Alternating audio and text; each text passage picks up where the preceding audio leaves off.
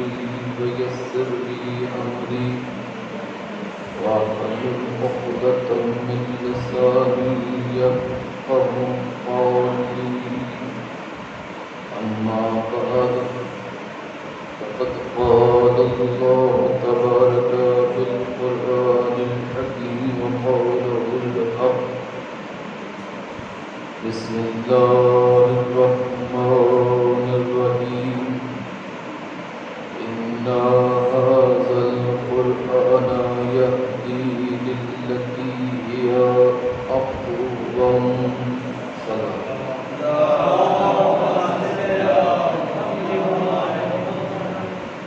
آیت اللہ کی کلمات سے خدا کی حجت کو یاد کرتے ہیں. اللهم صل على محمد وآل محمد. بسم الله الرحمن الرحيم. اللهم كل وليك الحجة ابن الحسن صلواتك عليه وعلى آبائه في هذا الساعة وفي كل ساعة وليا وحافظا وقائدا وناصرا ودليلا وعونا حتى تسكنه أرضك طوعا وتمتعه فيها طويلا.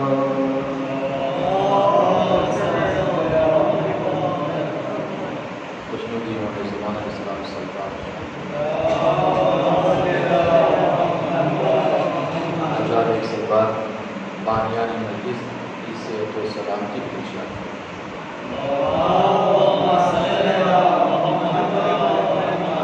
اللہ سے گزارش ہے کہ متصل الحمد و متصل توحید کی قرأت فرما کر مرحومہ ہاشمی بیگم بنت محمد حفیظ اور مرحوم امیر حسن ابن نذیر حسن صاحب کی پوچھا.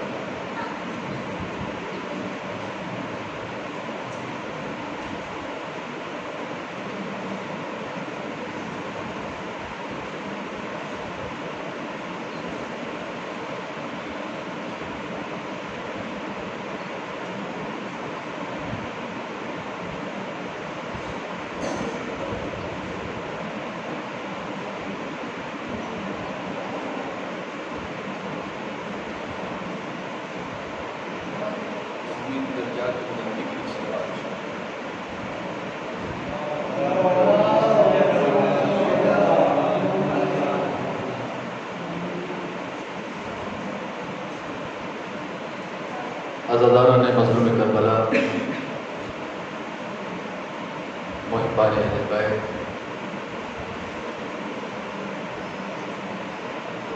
آج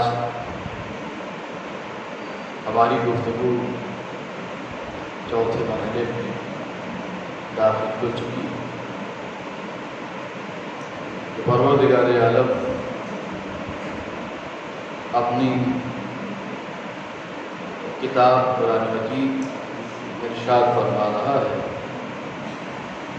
ان ھذا القرآن یہدی للتی ہی اقوم. یقیناً یہ قرآن اس راستے کی طرف ہدایت کرتا ہے جو سب سے زیادہ سیدھا اور مستقیم. قرآن کے علاوہ کوئی اور کتاب ایسی نہیں ہے کہ جس سے راہ ہدایت حاصل ہو سکے. قرآن کے علاوہ کوئی اور کتاب نہیں ہے جو ایک نورانی کتاب کہ جس میں تمام خشک و تر کو سمو دیا گیا ہے.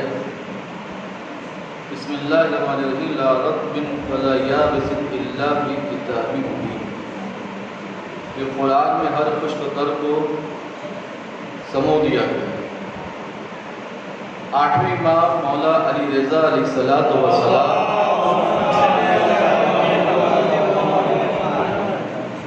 ارشاد فرماتے ہیں لا تطلبوا الہدی فی غیر القرآن، قرآن کے علاوہ کسی اور سے ہدایت حاصل نہ کرو، فتضلوا، پس گمراہ ہو جاؤ. یعنی قرآن کے علاوہ اگر ہم کسی اور سے کسی اور کتاب کو ہدایت ہادی قرار دیتے ہیں تو پھر ہم گمراہ ہو جائیں گے. کیونکہ یہ ہمارے 8ویں امام فرما رہے ہیں اور قرآن کے علاوہ کسی کتاب کو یہ شرف حاصل بھی نہیں ہے کہ وہ ہدایت کر سکے. اگر یہ شرف، یہ عظمت، یہ فضیلت، یہ مرتبہ اگر حاصل ہے پوری کائنات میں، صرف ایک کتاب کو حاصل ہے، وہ ہے قرآن، جو خدا کی آخری کتاب ہے. آئیے اب دیکھیں، قرآن تو ہمیں ہدایت کرنا چاہتا ہے. قرآن ہماری ہدایت کے لیے موجود ہے اور صرف قرآن ثابت کی شکل میں قرآن ہماری ہدایت کے لیے موجود نہیں ہے، بلکہ قرآن ناطق کی شکل میں بھی موجود ہے. ہم اس لائق ہیں کہ نہیں کہ ہم ہدایت حاصل کر سکتے ہیں یا ہدایت حاصل نہیں کر سکتے. مولا رسول خدا صلی اللہ علیہ وآلہ وسلم الحافظ للقرآن، قرآن یاد کرنے والے، العامل بہ، اور اس پر عمل کرنے والے، مع السفرۃ الکرام البررہ، خدا کے نیک و محبوب نمائندوں میں شمار کیے جائیں گے. جو قرآن یاد کرتا ہے اور قرآن پہ عمل کرتا ہے وہ خدا کے نیک اور محبوب ترین نمائندوں میں ان کا شمار ہوگا. بڑی بابرکت کتاب، بڑی بافضیلت کتاب کہ جس کو انسان اگر حفظ کر لے، مگر شرط یہ ہے کہ حفظ جو کرے تو محب علی میں ہے، محب اہل بیت میں ہے، اہل بیت کی محبت میں ہے. کیونکہ اہل بیت کی محبت کے بغیر ہم قرآن چاہے حفظ کر لیں یا نماز جتنی پڑھ لیں، کوئی عبادت بغیر اہل بیت کی محبت کے قبول نہیں ہے. شرط ہے کہ اگر ہم کو اپنے اعمال قبول کروانا ہے تو ہم اپنے دل میں ولایت علی کو پیدا کریں، علی سے محبت کریں، اہل بیت سے محبت کریں. اور یہ محبت کا حکم ہم کو اللہ نے دیا ہے.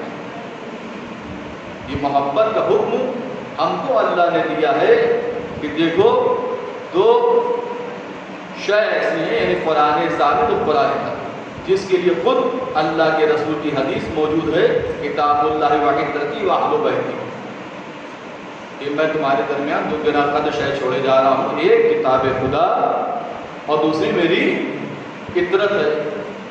ان دونوں سے جب تک متمسک رہو گے گمراہ نہیں ہوگے. یعنی شرط لگی ہے، جب تک ان دونوں سے متمسک ہم رہیں گے گمراہی کا راستہ نہیں پا سکتے. لیکن دونوں میں سے اگر کسی ایک کو چھوڑ کر ہم اپنا راستہ اختیار کرتے ہیں تو ہماری جو زندگی ہے سوائے گمراہی میں جانے کے بجائے اور کہیں نہیں جانے والی. ہم تو قرآن تو ہماری ہدایت کے لیے موجود ہے، ہمارے پاس یہ لائق صلاحیت ہے کہ ہم ہدایت پا سکیں. قرآن تو روشنی دینے کے لیے موجود ہے. اب یہ ہمارے اندر یہ صلاحیت ہونا چاہیے، ہم کو اپنے اندر وہ صلاحیتیں پیدا کرنا چاہیے کہ ہم قرآن کی روشنی سے، قرآن کے کلمات سے ہم اپنے جسم کو زینت دے سکیں. اب یہاں پہ آئیے کہ جناب لقمان کسی کی غلامی میں تھے، یعنی جو وہ لوگ کہہ دیتے ہیں اس بنا پہ کہ وہ لوگ جو دین سے دور ہیں، جن کو دینی باتوں سے کوئی مطلب نہیں، نہ نماز سے، نہ روزے سے، نہ قرآن سے، ارے سب اللہ معاف کرنے والا ہے، اہل بیت علی کو آئی جائیں گے، قبر میں بخشوا دیں گے. دیکھیے قبر اور برزخ کی منزل تو ہمیں خود طے کرنا. محشر میں یقیناً وہ بخشوائیں گے مگر گناہوں کی پاکیزگی کے ساتھ. مگر جو منزلیں ہیں قبر کی اور برزخ کی ہمیں طے کرنا. تو کیا یہ منزلیں آسان ہیں؟ قبر کی منزل آسان ہے؟ برزخ کی منزل آسان ہے؟ لہذا جو انسان جو کردار جو عمل دنیا میں پیش کرے گا اس کو صلہ، اس کو جزا ویسی ہے. جناب لقمان کسی کی غلامی میں تھے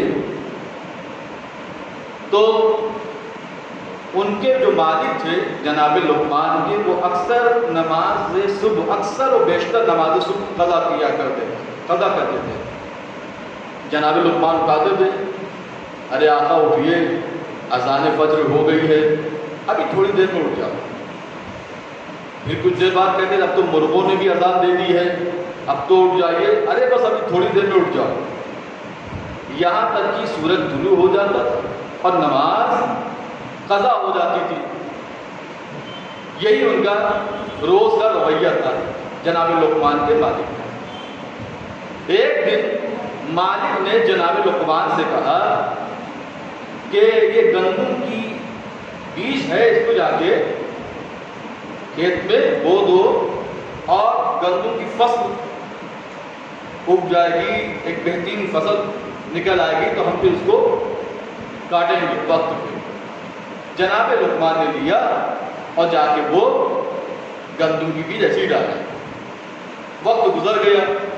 مالک نے کہا کہ اب تو فصل کاٹنے کا وقت آ گیا ہے، چلو فصل کاٹتے ہیں. اب مالک جناب لقمان کو جب لے کر آئے تو کیا دیکھا کہ گندم کے بجائے وہاں پہ گھاس پھوس لگے ہوئے ہیں. تو مالک نے جناب لقمان سے کہا کہ میں نے تو آپ کو گندم کی بیجیں دی تھی، یہ تو یہاں تو سب گھاس پھوس نظر آ رہے ہیں. کہ میں تو جناب لقمان نے کہا کہ آقا میں نے تو بیجیں ڈال دی تھی. ڈالا تھا باقاعدہ، اس کو بویا نہیں تھا.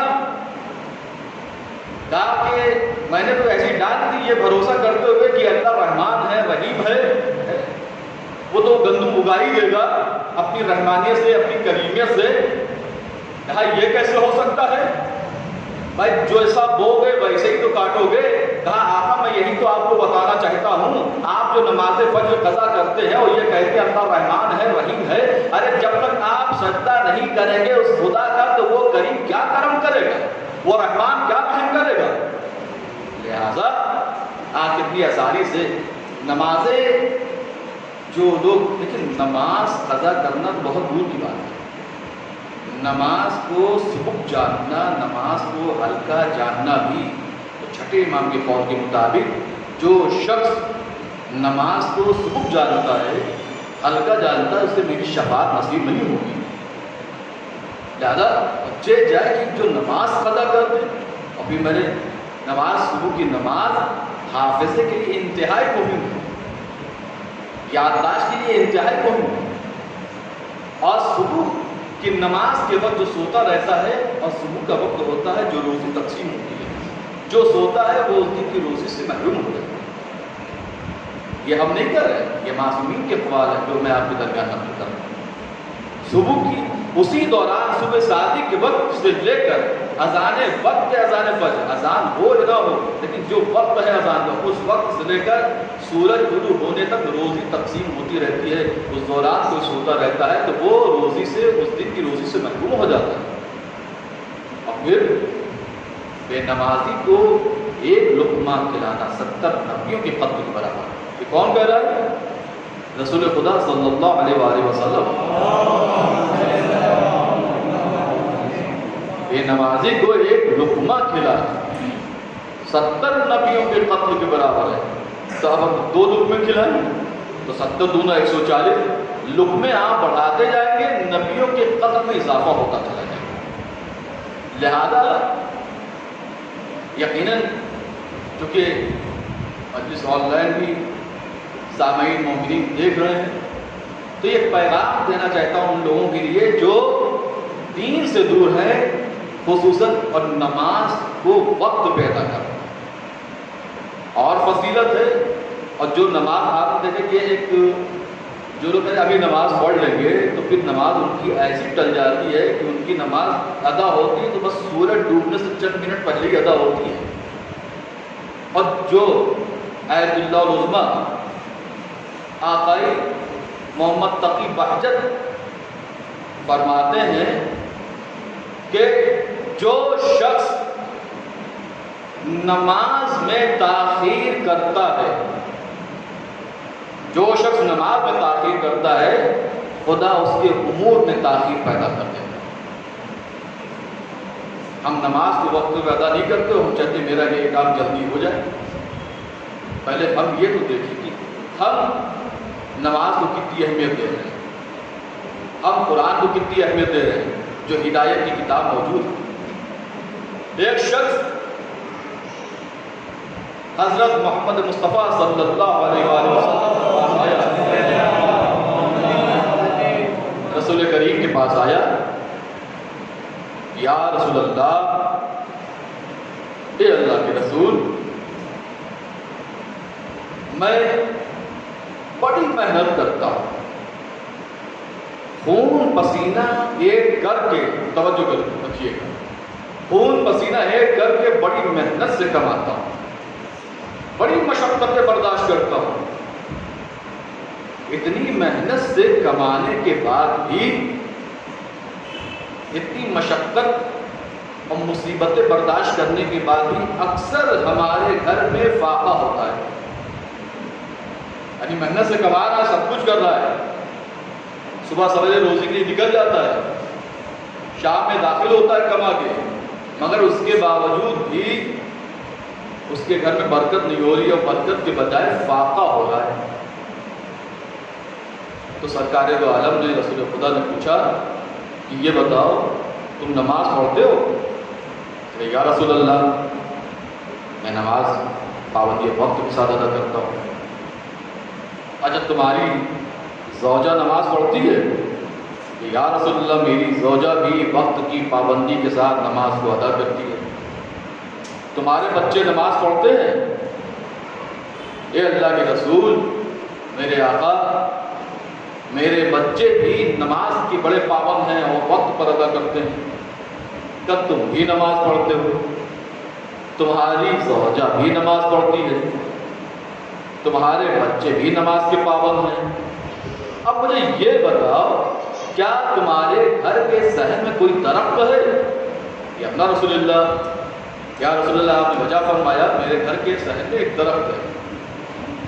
کیا اس درخت پہ کسی چڑیا کا گھونسلہ ہے؟ کہ یا رسول اللہ، ایک گھونسلہ اس درخت پہ موجود ہے۔ کہا بس تم گھر جا کے اب اس درخت کے جو چڑیا نے اپنا گھونسلہ بنا رکھا ہے اس درخت پہ، جا کے دیکھنا کسی چڑیا نے ایک بے نمازی کی معمولی ہڈی لا کے رکھی ہے، جس کی بنا پر تمہارے گھر میں اکثر فاقے ہو رہے ہیں۔ اب جو وہ شخص آیا اور جا کے دیکھا گھونسلے میں تو ایک ہڈی رکھی ہوئی تھی چھوٹی سی۔ وہ ہڈی کس کی تھی؟ بے نمازی کی تھی، جس کی بنا پر اس کے گھر میں اس کی محنت کے باوجود بھی فاقے ہو رہے تھے۔ تو مجھے کہنے دیجیے، جس گھر میں ایک بے نمازی کی چھوٹی سی ہڈی ہو تو اس کے گھر میں فاقے ہونے لگے، تو جس کے گھر میں مجسم ہی پورا بے نمازی ہو، اس کے گھر کا کیا حال ہوگا؟ دیکھیے، دنیا کی زینت پہ کھو جانا اور ہے، اور قرآن کی ہدایت میں،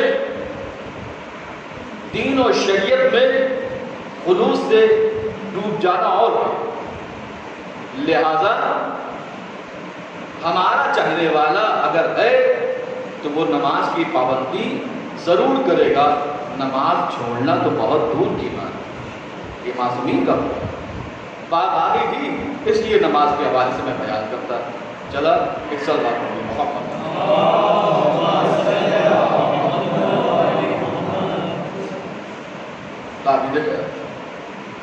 ہم امام کو یاد کرتے ہیں تو ہم یہ دیکھیں کہ ہم امام کو جو یاد کر رہے ہیں، بلا رہے ہیں، آخر گناہوں سے پاک ہیں؟ ہم اپنے کو گناہوں سے پاک رکھیں اور امام کو یاد کریں۔ کیوں نہیں آواز ہماری امام سنیں گے اور آئیں گے، ہم کو ان امام کی زیارت کا شرف حاصل ہو۔ علی ابن ابراہیم امام کا چاہنے والا، امام کے زمانے میں بے انتہا امام کا چاہنے والا، اور یہ دعا کرتا تھا، مولا مجھے آپ اپنی زیارت کا شرف عطا کر دیجیے، مولا میں آپ کا دیدار کرنا چاہتا ہوں، میں آپ کے دیدار کے لیے بڑا بے قرار ہوں، مولا ایک مرتبہ اپنی زیارت کا شرف عطا کر دیجیے۔ ایک مرتبہ علی ابن ابراہیم نے علماء سے پوچھا کہ یہ بتائیے وہ کون سی جگہ ہے جہاں پہ 99% امام زمانہ آتے ہیں؟ وہ کون سی جگہ ہے کہ جہاں پہ 99% امام زمانہ آتے ہیں؟ تو علماء نے جواب دیا کہ وہ حج کا موقع ہے، حج میں امام ضرور آتے ہیں۔ اب یہ پھر حج پہ جانے لگا، حج پہ جانے لگا اور مسلسل امام سے دعا کرتا رہا۔ جب 11 سال اس کو ہو گئے حج پہ جاتے ہوئے اور امام زمانہ علیہ السلام سے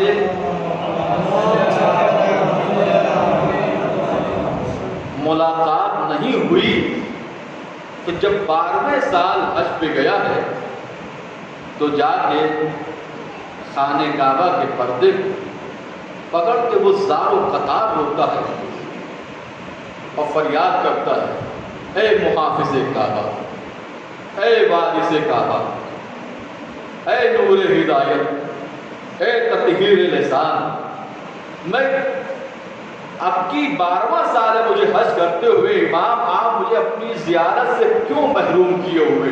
آخر کون سی وجہ ہے کہ جو میں آپ کی زیارت نہیں کر پا رہا ہوں، مجھے آپ کی زیارت کا شرف نہیں حاصل ہو پا رہا ہے؟ اب یہ یاد و فغا کر رہا تھا، فریاد کر رہا تھا کہ پیچھے سے کسی نے ہاتھ رکھا، اور جب مڑ کے دیکھا تو کہا کہ تم کو امام زمانہ نے یاد کیا۔ سنیے گا، تم کو امام زمانہ نے یاد کیا۔ چلیے آگے میرے ساتھ۔ راستہ بڑا طویل تھا، علی ابن ابراہیم کہتے ہیں کہ راستہ بڑا طویل تھا، لیکن وہ جو 2 شخص آئے تھے مجھ کو لینے کے لیے، جن کو امام نے بھیجا تھا، ان کے ساتھ راستہ پتہ ہی نہیں چلا جہاں پہ امام کا خیمہ نصب تھا۔ بہت دور چلنے کے بعد، کافی سفر طے کرنے کے بعد امام کا خیمہ جہاں تھا اس سے دور پہلے وہاں پہ روک دیا کہ آپ یہیں رک جائیے، ہم پہلے امام سے پوچھ تو آئے کہ آخر وہ آپ سے ملاقات کرنا چاہتے ہیں کہ نہیں کرنا چاہتے۔ جیسا وہ کہیں کہ میں آپ کو آ کے بتاتا ہوں۔ یہ لوگ امام کے پاس گئے، جا کے بتایا، اور ادھر یہ فریاد کر رہا ہے اللہ سے اور مولا کو بلا رہا ہے، مولا مجھے اپنا دیدار کرا دیے، مولا مجھے آج 12واں سال ہو گیا حج کرتے ہوئے اور آپ کے دیدار سے میں محروم ہوں، مولا بہت میں آپ کے دیدار میں تڑپ رہا ہوں، بڑی تڑپ ہے مولا، میں کیسے بیان کروں؟ اور ادھر جب وہ لوگ جا کے آئے، کہا کہ چلو تم کو امام نے یاد کیا۔ اب وہ علی ابن ابراہیم امام کی خدمت میں حاضر ہوئے۔ سلام عرض کیا. سلام عرض کرنے کے بعد سر کو جھکا کے پوچھا مولا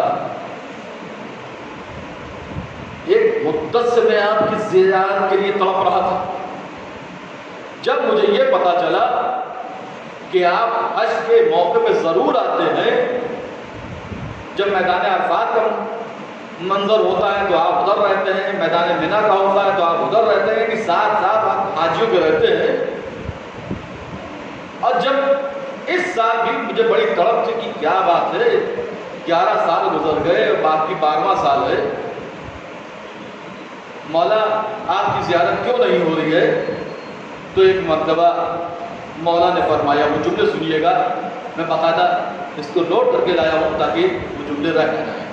3 باتیں مولا نے کہی، علی ابن ابراہیم سے 3 باتیں کہی، جس کی بنا پر مولا نے فرمایا میں تم سے 3 باتوں کی بنا پر ملاقات نہیں کر رہا تھا، اور وہ تینوں باتیں 11 سال تک تمہارے اندر موجود رہی.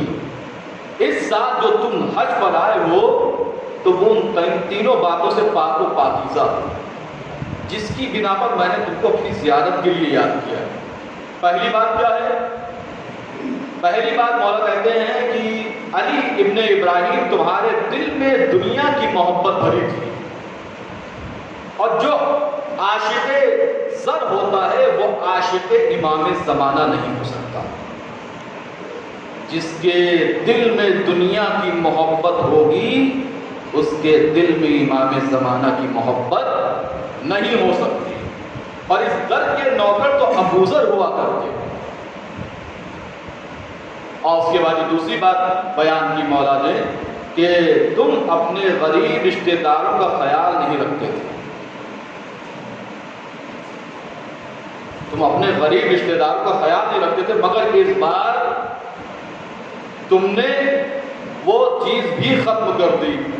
اب کی بات تم نے اپنے غریب رشتہ داروں کا خیال بھی رکھا. تیسری اور آخری بات کیا فرمایا کہ کبھی کبھی مومنین میں ایسی باتیں کرتے تھے کہ آپس میں اختلاف ہو جاتا تھا. لوگوں میں اختلاف پیدا کرنے والا لائق زیارت امام زمانہ نہیں ہوتا. جو ہے میں باتوں کو دیکھیں. تیسری اور آخری بات کیا فرمائی کہ کبھی کبھی مومنین میں ایسی باتیں کرتے تھے کہ آپس میں اختلاف ہو جاتا تھا. یعنی ہم کو مومنین کے درمیان ایسی باتیں نہیں کرنی ہیں کہ مومنین کے درمیان آپس میں خلفشار پیدا ہو جائے، اختلاف پیدا ہو جائے. اور جو شخص یہ کام کرتا ہے تو وہ لائق زیارت امام زمانہ نہیں بن سکتا، اس کو امام زمانہ کی زیارت نہیں ہو سکتی. لہذا آپس میں مومنین کے اختلافات ختم کیے جائیں، یہ فرش ازا اتحاد کی جگہ ہے. یہ فرش ازا اتحاد کی جگہ ہے. آپ دیکھیں کیا یہ فرش ازا ہے کہ ہم کو جو درس جو ملتا ہے، یعنی یہ فرش ازا درس اہل بیت ہے. یہ فرش ازا ایک ایسا فرش ہے کہ جنت سے معصومین کی ہستیاں آتی ہیں، ملائکہ آتے ہیں، حوریں آتی ہیں. اس فرش ازا یہ فرش ازا جس گھر میں جہاں بس جائے تو وہ گھر جنت سے کم نہیں ہوتا ہے. اپنی جنت کو ابھی اور سجا لے رضوان، اس سے اچھا تو میرے گھر کا آزاد آنا. ضد نہ کر تم مجھے فردوس میں لے جانے کی، راستہ چھوڑ مجھے کرب بلا جانا ہے. اپنی جنت کو ابھی اور سجا لے رضوان، اس سے اچھا تو میرے گھر کا آزاد آنا. تو جہاں بھی فرش حسین، فرش شہدائے کربلا بچ جائے تو وہ جگہ جنت سے کم نہیں ہوتی. لہذا یہ مجلس میں آنا کتنے فائدے ہیں کہ جو درس ملتا ہے وہ تو ملتا ہے. مومنین میں آپس میں ملاقات ہو جاتی ہے، ایک دوسرے کی زیارت ہو جاتی ہے، ایک دوسرے کی احوال پرسی ہو جاتی ہے. اور یہاں پہ 4 مسئلے سن لیجیے کہ متحد رکھے ہے کل قوم کو تسبیح رضا. متحد رکھے ہے کل قوم کو تسبیح رضا. ڈور ٹوٹے گی تو دانے تو بکھر جائیں گے، مچھلیاں رہ نہیں سکتی کبھی پانی کے بغیر. ہم ہمیشہ سے جدا ہوں کہ تم مت جائیں. مچھلیاں رہ نہیں سکتی کبھی پانی کے بغیر، ہم غم شہ سے جدا ہوں گے تو مر جائیں گے، ہم اس غم سے جدا ہوں گے تو سوائے ہلاکت کے اور کچھ نہیں۔ تو لہٰذا ہم امام کو پکار تو دیکھیں، امام کو ہم دل کی آواز سے پکار کے تو دیکھیں، اپنے کو گناہوں سے دور رکھتے ہوئے۔ میں نے بھی آپ کو بیان کیا آپ کے درمیان کہ جو شخص گناہ میں مبتلا ہے، چھوٹے چھوٹے گناہ بھی جس کو انسان چھوٹے سمجھتا ہے وہ بظاہر چھوٹے نہیں ہوتے۔ مومنین میں اختلاف پیدا کرنا کوئی چھوٹی بات ہے؟ آپس میں لڑوا دینا کوئی چھوٹی بات ہے؟ ایسا چھوٹی باتیں نہیں ہیں۔ امام نے، اسلام نے، شریعت نے ہمیں ایک جگہ مل جل کے زندگی گزارنے کی دعوت دی ہے، اور ان کے چاہنے والے نا اتفاقیاں پھیلائیں۔ تو جو شخص بھی یہ عمل انجام دیتا ہے اس سے امام راضی نہیں ہے، اور پھر ہم امام کو یاد کرتے ہیں، یقیناً امام ہماری آواز پر اپنی زیادت کا شرف عطا کرے۔ اسماعیل نمازی نام سنا ہوگا، اسماعیل نمازی یہ کیا کرتے تھے؟ یہ قافلے لے جایا کرتے تھے، یہ قافلے لے جایا کرتے تھے، ایران سے قافلے لے جایا کرتے تھے۔ تو پہلے حج پہ جاتے تھے اور حج کے بعد پھر عراق جاتے تھے زیارت کے لیے۔ تو ایک مرتبہ 10 بسوں کا قافلہ تیار ہوا، 10 بسیں تیار ہوئی قافلے کے لیے، اور جو سب سے آگے بس تھی اس کا جو ڈرائیور تھا محمود نام تھا، تو وہ چونکہ اب ضعیفی کی بنا پر زیادہ تیز بس نہیں چلا سکتا تھا، اس کے سائڈ میں ایک نوجوان ڈرائیو کرنے والا بیٹھا تھا۔ تو جب وہ تھک گیا اور اس کو ڈرائیو کی باری آئی، اس کی نوبت آئی، تو اسماعیل نمازی نے اس سے کہا کہ دیکھو بس کو تیز مت چلانا، چونکہ جو اور بسیں ساتھ میں ہیں وہ بچھڑ نہ جائیں۔ مگر ایک وقت ایسا آیا اس نے بس کی رفتار اتنی تیز کی کہ جب یہ بسیں ریگستان، عرب کے ریگستان سے گزری تو وہاں پہ ساری بسیں بچھڑ گئی، وہاں پہ ساری بسیں ایک دوسرے سے جدا ہو گئی۔ دوسرے دن سب مل بھی گئے، ایک دن تو گزر گیا ریگستان میں، دوسرے دن سب مل گئے۔ اب کیا ہوا کہ بسوں کے پیٹرول ختم ہو گئے، کھانا پانی جو ان کے پاس موجود تھا وہ سب بھی رات تک ختم ہو گیا۔ اب اس طریقے سے چاروں طرف صحرا ہی صحرا، اور سوائے موت کے کچھ اور نظر نہیں آ رہا تھا۔ بھائی بسوں کے پیٹرول ختم ہو گئے، آب و دانہ ختم ہو گیا، اب سوائے اس سے کچھ اور نظر نہیں آ رہا تھا۔ کس طرح سے رات گزاری؟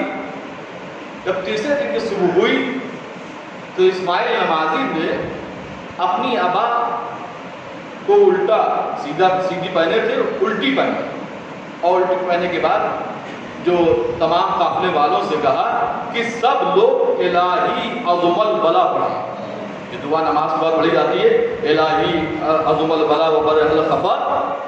اس دعا کی تلاوت کرتے رہیں اور امام کو یاد کرتے رہیں۔ سب لوگ رو رہے ہیں، گڑ گڑا رہے ہیں، فریاد کر رہے ہیں، مولا مدد کو آئیے، مولا مدد کو آئیے، مولا کیا ہوگا؟ اب تو گاڑی میں پیٹرول بھی نہیں ہے، کھانا بھی ختم ہو گیا ہے، پانی بھی ختم ہو گیا ہے، اب سوائے سب کو موت نظر آ رہی تھی اور سب مولا کو یاد کر رہے تھے۔ کچھ دیر کے بعد کیا دیکھا کہ اسی ریگستان میں، اسی صحرا میں کہ ایک اونٹ کا قافلہ لیے ہوئے ایک شخص چلا رہا ہے، اور جب ان کے قریب آیا تو کہا کہ کیا بات ہے؟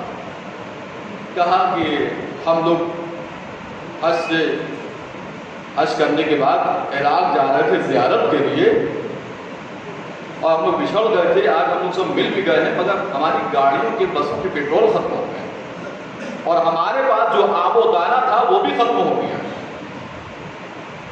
اور ہم کو راستہ نہیں پتا کہ اب کس راستے سے ہمیں کربلا جانا ہے، عراق کا بارڈر ہم کو طے کرنا ہے اور ہمیں راستہ نہیں پتا۔ کچھ ظاہر نہیں کام کر رہا تھا تو ہم نے دعا کرنا شروع کر دی کہ اچھا آپ لوگ پریشان مت ہوئیے، ابھی ان لوگوں نہیں جانا کہ یہ امام ہے، اور نہ ہی امام نے بتلایا کہ آپ لوگ پریشان نہ ہوئیے، آپ لوگ، امام نے اپنے اونٹوں کو وہیں چھوڑ دیا اور وہ جو سب سے آگے بس تھی اس پر جا کر تشریف فرما ہو گئے اور کہا آپ لوگ سب کے سب بس پہ سوار ہو جائیں اور سب چلیں۔ کچھ ہی دور کا راستہ رہ گیا تھا، کچھ ہی دور کا، کہ جب عراق کا بارڈر نظر آیا تو سارے میں قافلہ سالار کے سب خوش ہو گئے، سب کے سب خوش ہو گئے۔ اس بات ہے کہ مطلب تیسرے دن پہنچ رہے ہیں، 2 دن ریگستان میں 2 دن اور 2 رات گزاری، کہ عراق کا بارڈر آ گیا، عراق کا بارڈر آ گیا، اور جب بارڈر قریب آ گیا سب لوگ اترنے لگے تو کسی نے نماز شکرانہ مانی تھی، کسی نے مولا امام زمانہ کی نظر مانی تھی، نمازیں ادا کی، نظر دلائی۔ اب اس شخص نے کہا کہ اچھا آپ مجھے اجازت دیے، چونکہ آپ لوگوں کی طرح اور بھی لوگوں کو ہدایت کی ضرورت ہے، لوگوں کو مدد کی ضرورت ہے، اور میں اپنے اونٹ بھی صحرا میں چھوڑ کر آیا ہوں۔ یہ کہتے ہوئے اس شخص نے کچھ قدم بڑھایا، اور جب ان لوگوں نے دوبارہ پلٹ کے دیکھا تو غائب، ابھی تو یہ شخص گیا تھا، اتنی جلدی غائب کیسے؟ تب پتہ چلا کہ یہ کوئی اور نہیں، یہ وقت کے امام زمانہ علیہ السلام ہے۔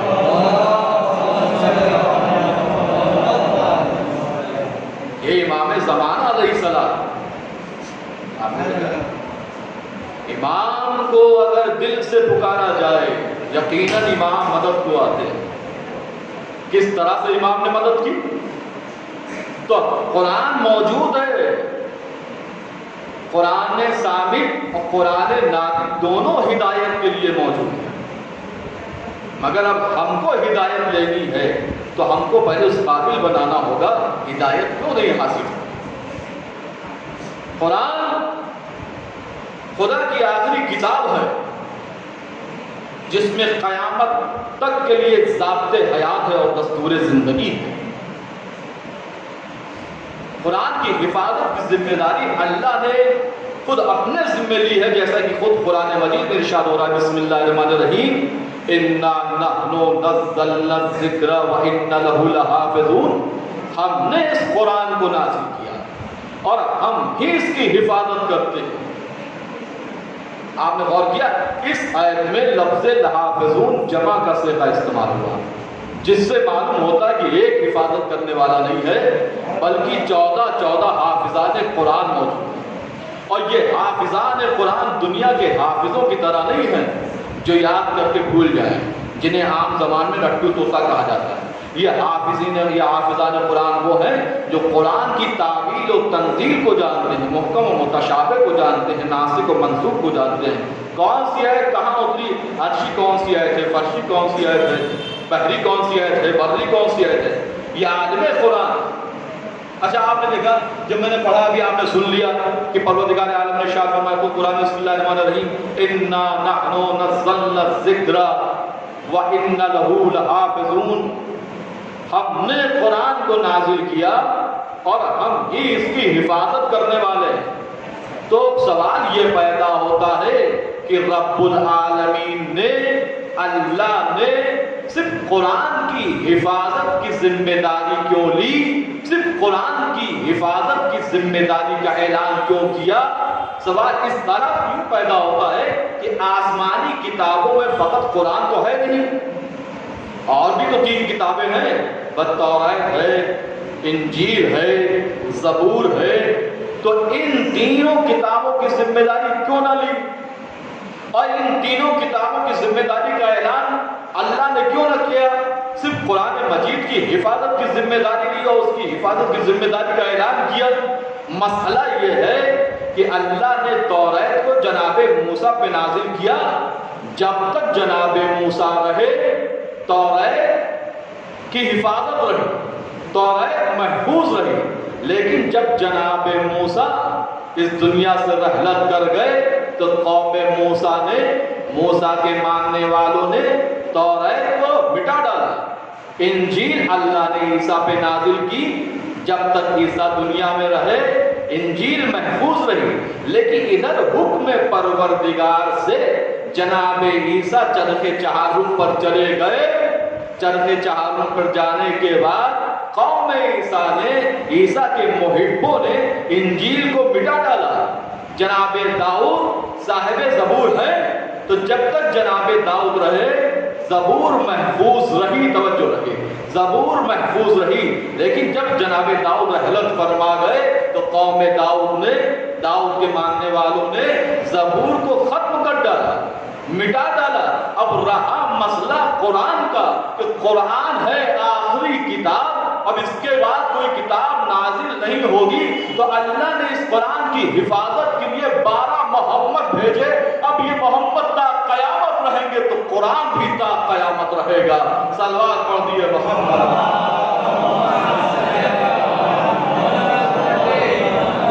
یہ ہے محافظان قرآن، یہ ہے محافظان قرآن، محافظ قرآن۔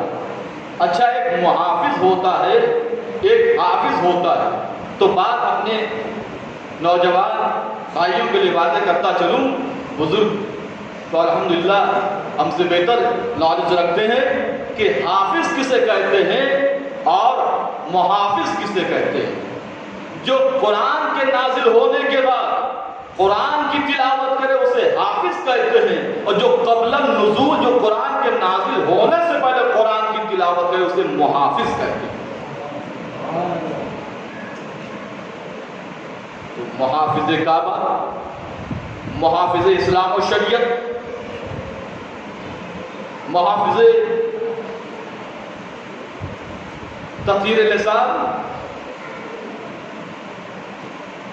جس کے آگے کائنات، جس کے در پہ آگے کائنات سجدہ کرتی، جس کے صدقے میں کائنات خلق ہوئی، اور دنیا کا ہر بندہ، ہر شے انہی کے صدقے میں رزق حاصل کرتا۔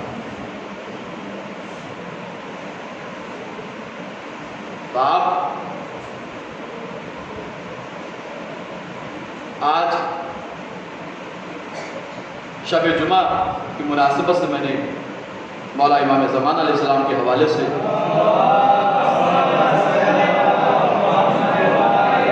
بات بیان کی، اور ایک بات اور، کیونکہ آج شب جمعہ ہے اور امام کے حوالے سے بات چل رہی تھی، ایک بات اور بیان کرنا چاہتا ہوں کہ اپنے یہاں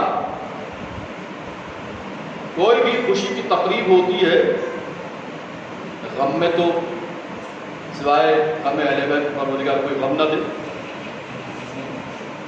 آج کل کیا ہے کہ شادی کے علاوہ بھی، یعنی اگر ہم سالگرہ بھی کرتے ہیں تو اللہ نے نوازا ہے تو بہت دھوم دھام سے کرتے ہیں، ختنہ بھی کرتے ہیں تو بہت دھوم دھام سے، عقیقہ بھی تو بہت دھوم دھام سے، یعنی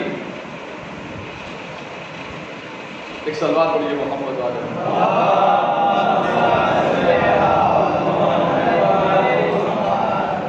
شادی میں بھی، تو شادی میں تو بہت ہی زیادہ زور و شور رہتا ہے، بس شادی یعنی جتنا بھی خوش ہو، تو شادی ایسا لڈو بھی ہے کہ جو کھائے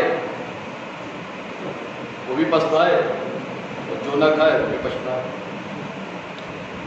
شادی کا جب پروگرام طے ہوتا ہے تو سب سے پہلے کیا ہوتا ہے کہ کارڈ تیار کرنا ہے، آخری بات، اس کے بعد پھر ربط مسائل۔ کارڈ تیار کرنا ہے، کارڈ کا موضوع تیار کیا گیا، بسم اللہ الرحمن الرحیم، زیر سرپرستی امام زمانہ، یہی ہوتا ہے شروع میں، یعنی ہم امام زمانہ علیہ السلام کی سرپرستی میں یہ پروگرام کر رہے ہیں، یہ شادی کر رہے ہیں۔ اچھا، کارڈ تیار ہو کے آ بھی گئے، کارڈ تیار ہو کے آ بھی گئے، اب سب سے پہلے کیا ہوتا ہے، اب مجھے یہاں تو نہیں پتا، لیکن جو زیادہ تر میں نے دیکھا ہے وہ میں بیان کرتا ہوں۔ کہ سب سے پہلے کارڈ کو جا کر امام بارگاہ میں رکھو. انویٹیشن کارڈ دے رہے ہیں, سب سے پہلے جا کر امام کی خدمت میں رکھو, امام بارگاہ میں رکھو. امام بارگاہ میں رکھنے کا کیا مطلب؟ امام کو دعوت دینا ہے, امام کو دعوت دے رہے ہیں, امام کو انوائٹ کر رہے ہیں. تو سب سے پہلے ہم نے جا کے امام بارگاہ میں کارڈ رکھ دیا. ہم نے امام کو ایک طرف دعوت دی. اب آپ دیکھیں کہ ہم زیارت کر پائیں گے کہ نہیں کر پائیں گے امام کی. ہم یہ امام کے ساتھ کیا کر رہے ہیں؟ مذاق کر رہے ہیں, کھلواڑ کر رہے ہیں, ان کے ساتھ دھوکہ کر رہے ہیں کہ پہلا ہی میرا امام زمانہ اپنے جد پر خون کے آنسو بہا رہا ہے اور ہم اپنے اعمال اور کردار سے ان کی اذیتوں میں اور اضافہ کر رہے ہیں, ان کے آنسوؤں میں اور اضافہ کر رہے ہیں. بلکہ ہمارے اعمال جو شب جمعہ پہنچتے ہیں, ہر شب جمعہ کو امام کے چاہنے والوں کے اعمال, تو جس کے اعمال اچھے ہوتے ہیں لب امامت میں مسکراہٹ آتی ہے اور دعائیں دیتے ہیں امام, اور جس کے اعمال بد ہوتے ہیں امام کو دلی اذیت ہوتی ہے اور ان کے اشکوں میں اضافہ ہوتا ہے. کوئی امام کا چاہنے والا ہو اور امام کو اذیت پہنچائے, ممکن ہی نہیں کہ ہم امام سے محبت کا دعویٰ کریں اور دوسری طرف امام کو اذیت پہنچائے. ناممکن بات ہے, امام کا چاہنے والا یہ کر ہی نہیں سکتا. ہم نے امام بارگاہ میں کارڈ رکھا, زیر سرپرستی امام زمانہ, اس میں لکھا کارڈ رکھا امام باڑے میں, امام کو انوائٹ کرنے کے لیے. اور کس لیے رکھا ہے؟ انوائٹ کرنے کے لیے رکھا ہے. ادھر میں نے امام کو انوائٹ کیا, دعوت دی کہ امام آپ میرے گھر کی شادی میں تشریف لائیے گا, آپ ذرا امام سے بتائیے. ادھر میں نے امام کو انوائٹ کیا کہ آپ مجھے اپنے گھر, آپ میرے گھر کی شادی میں تشریف لائیے گا.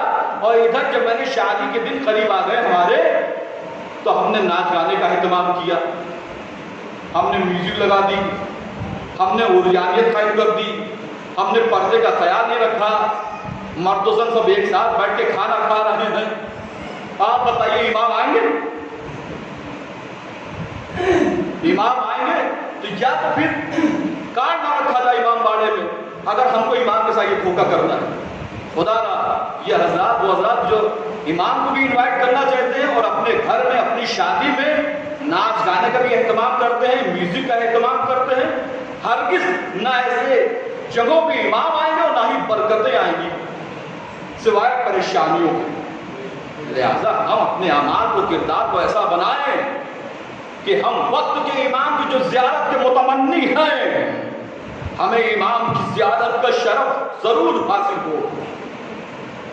خدایا ہم سب کے اعمال کو اس قابل بنا دے کہ ہمیں امام آخر کی زیارت کا شرف حاصل ہو جائے. ہمارے گناہوں کو معاف کر دے میرے خدا, اور ہمیں وہ توفیق عطا فرما کہ آئندہ ہم کسی گناہ میں مبتلا نہ ہوں. داداروں, محافظ کعبہ, وارث کعبہ امام حسین کا ایک بیٹا علی اکبر, جس بیٹے علی اکبر کو دیکھنے کے لیے لوگ کہاں سے آیا کرتے تھے,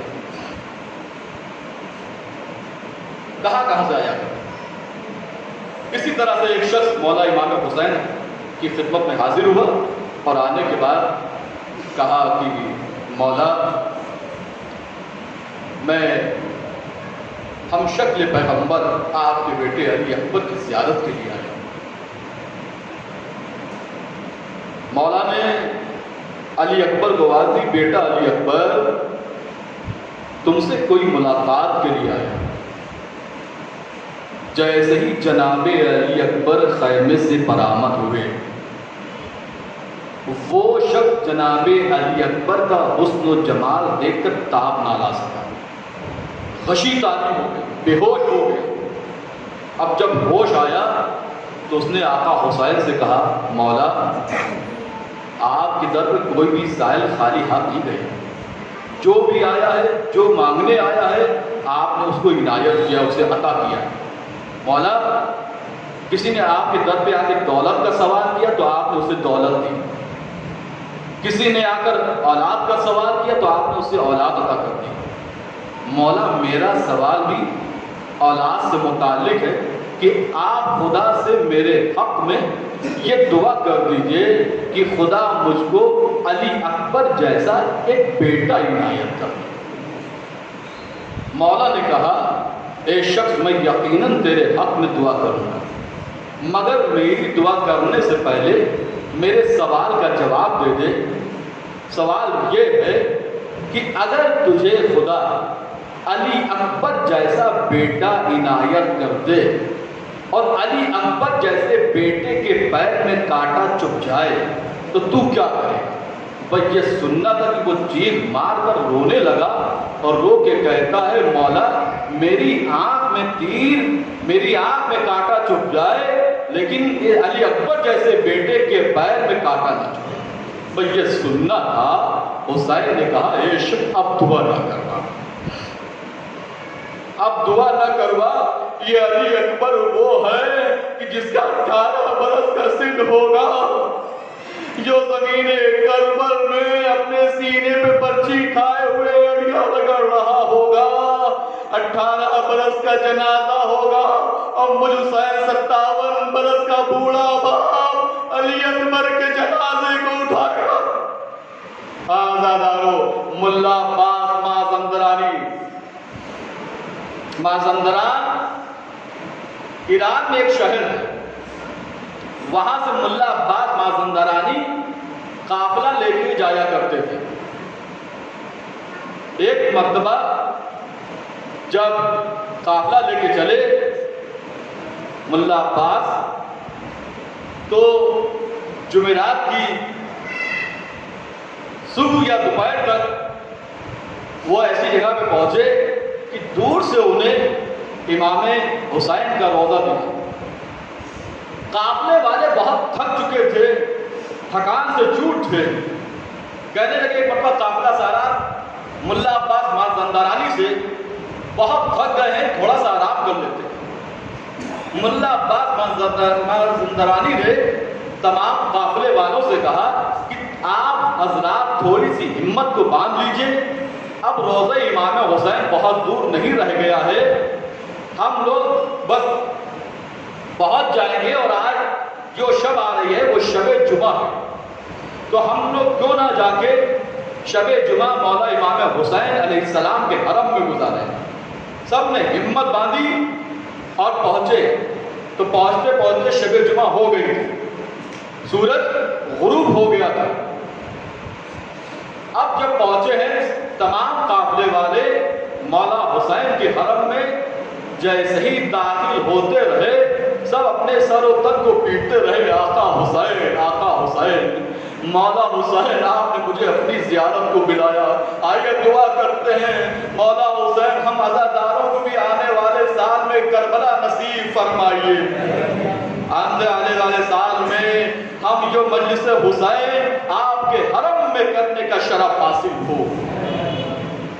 سب حرم میں داخل ہو کے آہو خدا بیان کرتے ہیں، رونے لگتے ہیں، کوئی نوحہ پڑھ رہا ہے، کوئی مرثیہ پڑھ رہا ہے۔ ملا عباس کہتے ہیں میں امام حسین کی زری کے پاس جا کے کھڑا ہو گیا اور میں نے کہا مولا حسین آپ کو میں کس کس کا پرسہ دوں؟ آپ کے بھائی غازی عباس کا پرسہ دوں کہ جس کے دونوں ہاتھ نہر فرات کے قریب قلم ہو گئے تھے؟ آپ کے بھتیجے جناب قاسم کا پرسہ دوں کہ جس کی زندگی میں اس کا لاشا پامال ہو گیا تھا؟ یہ سب کہہ رہے تھے کہ میں آپ کی بیٹی ششماہ مجاہد ننھے علی اصغر کا پرسہ دوں؟ ایک مرتبہ کہا مولا میرے ہاتھ میں مرثیے کی کتاب ہے، جس کا مرثیہ کھل جائے گا مولا میں سب سے پہلے اس کا پرسہ دوں گا مرثیہ پڑھ کے۔ ایک مرتبہ ملا عباس نے یہ کہتے ہوئے مرثیے کی کتاب کو کھولا، اب جو مرثیہ نکلا تو کس کا نکلا؟ علی اکبر کا مرثیہ نکلا، علی اکبر کا مرثیہ نکلا۔ بس ملا عباس نے علی اکبر کا مرثیہ پڑھا، بہت کوہرام حرم میں مچ گیا، وہ حسینہ والی اکبرہ کی صدا بلند ہونے لگی۔ لو عزادارو جب کافی دیر کے بعد سب کے سب ہوٹل چلے گئے، قافلہ سالار ملا عباس مازندرانی بھی چلے گئے، رات کو خواب میں کیا دیکھتے ہیں کہ عالم خواب میں آقا حسین آئے ہیں، آقا حسین آئے ہیں اور کہتے ہیں ملا عباس تم میری زیارت کے لیے آئے اور آج شب جمعہ تھا۔ ملا عباس سب سے پہلے تم جب واپس جانا تو اپنے وطن میں فلاں شخص کو میرا سلام کہنا۔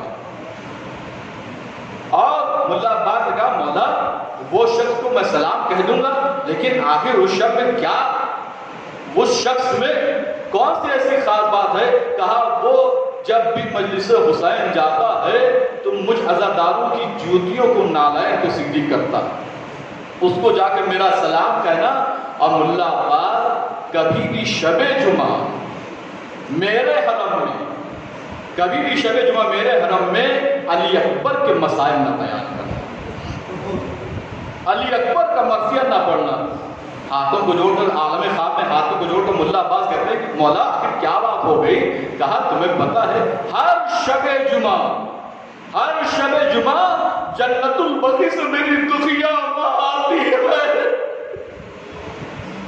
اور علی اکبر کا ماتم کرتی ہے۔ اجرکم اللہ، بس ابھی تک تم جو مرثیہ پڑھ کے آئے ہو، ارے میری ماں پر ابھی تک کشید آ رہی ہے۔ حسین نے منع کیا کہ شب جمعہ میرے حرم میں علی اکبر کے مسائل نہ بیان کرنا، میری ماں تعاون نہیں لا سکتی۔ تصور کریں وہ علی اکبر 18 برس کا کڑگل جوان، 57 برس کا سنگ حسین کا، زمین کربل میں علی اکبر ایڑیا لگا رہے ہیں۔ ایک وقت وہ آتا ہے جب حسین علی اکبر کی لاشیں اٹھاتے ہیں، ایک مرتبہ اٹھایا چند قدم چلے رکھ دیا، پھر اٹھایا چند قدم چلے رکھ دیا۔ حسین سے جوان کا لاشا نہ اٹھا پائے، حسین جوان کا لاشا نہ اٹھا سکے، لیکن حسین نے ہمت نہ ہاری۔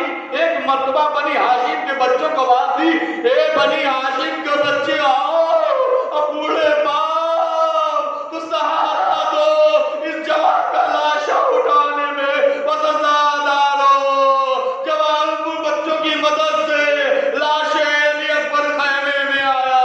ایک کوہرام مچ گیا، وہ علی اکبر وہ محمد۔ امیر ابن مسلم کہتا ہے ارے زینب کی چادر علی اکبر کی شہادت سے پہلے سفید تھی، لیکن جب علی اکبر کا لاشا خیمے میں آیا تو زینب کی سفید چادر سرخ ہو گئی۔ ارے وہ بنا یہ دی کہ جیسے ہی لاش علی اکبر آیا، زینب نے اپنے کو علی اکبر پر گرا دیا۔ سيعلم الذين ظلموا أي منقلب ينقلبون رضا بقضاء وتسليما لأمره۔ خدایا ہماری اس قلیل سی عبادت کو اپنی بارگاہ میں عروجیت و مقبولیت کا درجہ عطا فرما۔ خدا ہم سے گناہ نے کبیرہ صغیرہ کو معاف فرما۔ پروردگار عالم مولا امام زمان السلام کے ظہور میں تعجیل فرما اور ہم سب کو ان کی آبان و انصار میں شمار فرما۔ ایک مرتبہ سورہ الحمد اپنی متصل توحید کی قرار فرما کر ہاشمی بیگم بنت محمد عقیل امیر سر ابن نذیر حسن صاحب کی رکوع ساتھ فرما دے۔ اللہم صلی علی محمد و آل محمد، اللہم صلی علی محمد و آل محمد، اللہم صلی علی محمد و آل محمد۔ بسم اللہ الرحمن الرحیم، الحمد للہ رب العالمین الرحمن الرحیم مالک یوم الدین، ایاک نعبد و ایاک نستعین، اهدنا الصراط المستقیم صراط الذین انعمت علیہم غیر المغضوب علیہم ولا الضالین۔ بسم اللہ الرحمن الرحیم، قل هو الله احد الله الصمد لم يلد ولم يولد ولم يكن له كفوا احد۔ بسم اللہ الرحمن الرحیم، قل هو الله احد الله الصمد لم يلد ولم يولد ولم يكن له كفوا احد۔ بسم اللہ الرحمن الرحیم، قل هو الله احد الله الصمد لم يلد ولم يولد ولم يكن له كفوا احد۔ اللهم صل على محمد وعلى محمد، اللهم صل على محمد وعلى محمد، اللهم صل على محمد وعلى محمد۔ ان سوروں صلوات تلاوت کا ثواب حق محمد وعلى محمد مرحومہ ہاشمی بیگم بنت محمد عقیل اور امیر حسن ابن نذیر حسن صاحب کو ساتھ فرما دے کے نام میں اعمال درج فرما۔ حضرات ایک اعلان سماعت فرما دیجیے کہ 19 ستمبر سے 23 ستمبر یعنی پہلی سفر سے 5 سفر اسی امام بارگاہ میں جناب سید اختر حسنین رضوی صاحب کی جانب سے خمسے کی مجالس کا انعقاد کیا گیا ہے. آپ سبھی حضرات سے شرکت کی التماس ہے. وقت کی پابندی. یہ بات نماز مغرب ہے اسی ٹائم پہ.